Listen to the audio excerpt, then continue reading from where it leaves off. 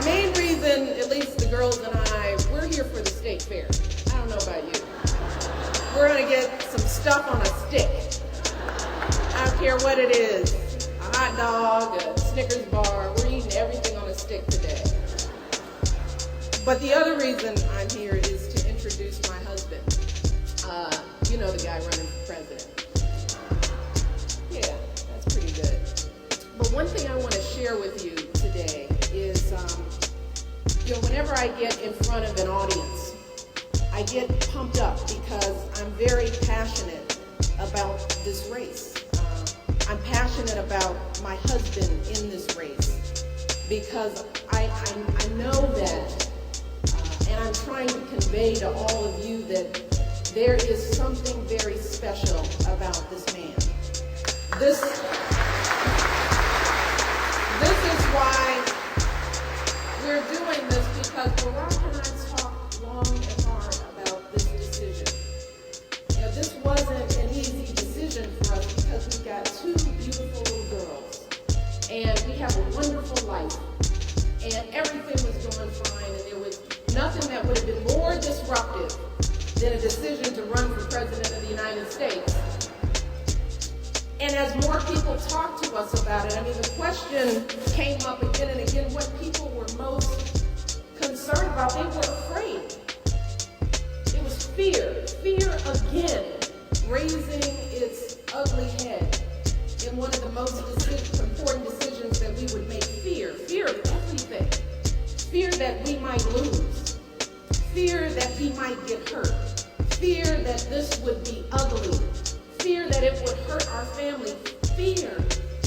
But the reason why I said yes was because I am tired of being afraid.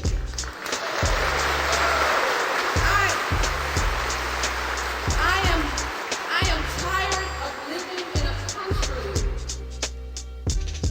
where every decision that we've made over the last 10 years wasn't for something, but it was because people told us we had to fear something. We had to fear people who looked different from us. Fear people who believed in things that were different from us. Fear of one another right here in our own backyards. I am so tired of fear, and I don't want my girls to live in a country, in a world based on fear.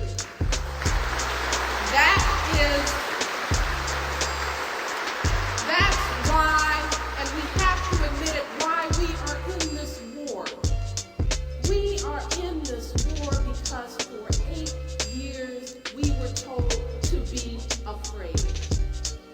And everybody followed suit. Everybody cut and run because it was very unpopular not to be afraid, to talk about hope and possibility. But you know what? There is my husband, who at the time that many people in political life were moving towards fear, he sat on this stage at this anti-war rally at a time when it wasn't convenient for him to talk a different, unconventional voice. He stood on that stage in the middle of a hotly contested primary in Illinois. Looked a lot like this one, because there was a billionaire in the race. He was buying up every sign, every politician, every minister in our state. There was a strong political family in the race. They had been there for years. People said there was no way that Barack could build a political machine. There was another black candidate that had been thrown in the race. There was a woman. Everybody was in this primary. And Barack Obama was not supposed to win. He couldn't raise the money. He had a strange name. People said fear him because he's different. But even in the midst of all of that, at the core of his race, when he could have lost taking a stand, he stood on that stage and he called this war to a T. He said, this is wrong. This will cost us millions. We are going after the wrong enemy, he said. And it was unpopular. But he was right. Because he's special. He's lived a broad life. And the thing that I want you all to remember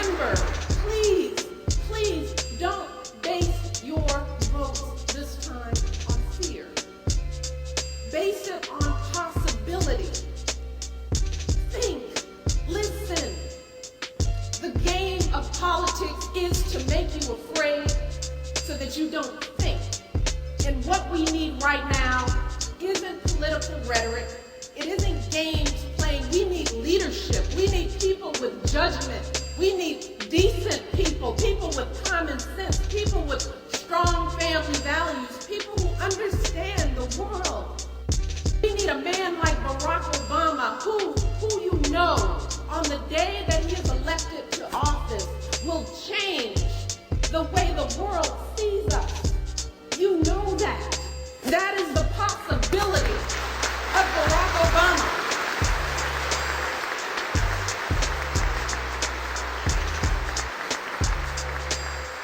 So as I introduce to you today, my husband, the man that I love, who I'd rather have at home with me at the state fair, but who I am willing to sacrifice because we have this window of opportunity. We have a chance to make